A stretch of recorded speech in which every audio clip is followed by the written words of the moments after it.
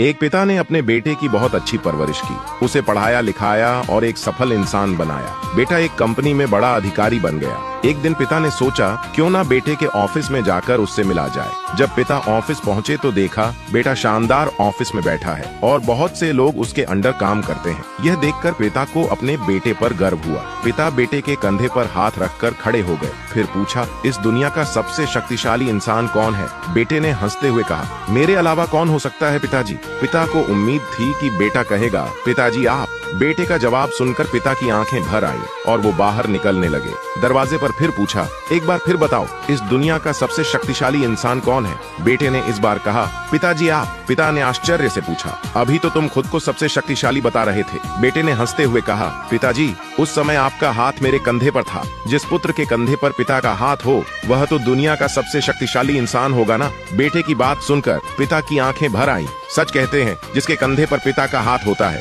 वह दुनिया का सबसे शक्तिशाली इंसान होता है।